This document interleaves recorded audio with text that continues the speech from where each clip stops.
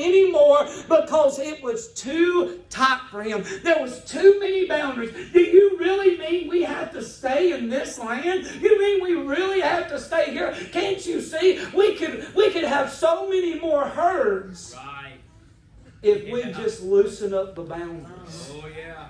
Well, Brother Billy Ray, I said, he got it in his mind. We could expand if you just take some boundaries down.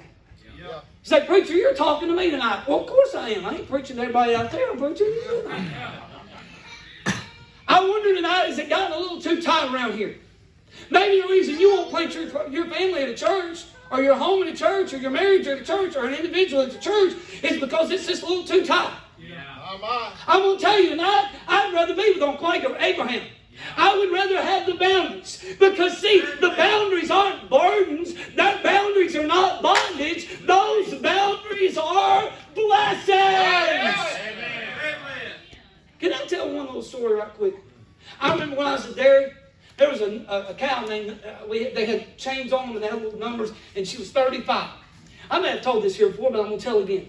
Brother Van, I remember 35 because she had a bum right hoof. Even when I went to work there, she had a bum right hoof. And she was still giving milk. She could still get around. But every day when I would go out to the pasture in the mornings, I'd holler. She would be the last one that would walk in the dairy barn with me. Brother Will, she would be the last one through the dairy barn. And when we would go out, or I'd go out in the evening, she'd be the last one to come in. And most of those cows were a little skittish. But she would walk up right beside me and she'd rub her head on me and all this stuff. She's my pal, all right? Y'all with me? And one day I went out to get the cows, and I noticed that 35 wasn't there, Brother Son. I mean, she wasn't there rubbing her head on my shoulder. And I'm hollering, come on now, come on now. I mean, normally I ain't having to fight her. And it was real hard for her to get around, Brother Gregory. She wouldn't go that far into the pasture because it took her longer to get in and out. So she stayed close to the barn, and I was concerned.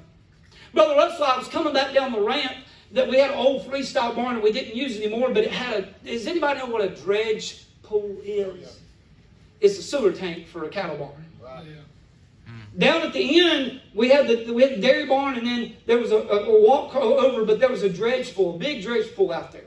And can anybody guess where the greenest grass on the farm was? It grew on the dredge pool.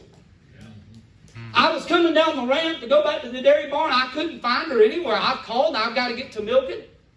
And Brother Daniel, I went by that dredge pool, and there was a snout sticking out. That's all I could see. Ma!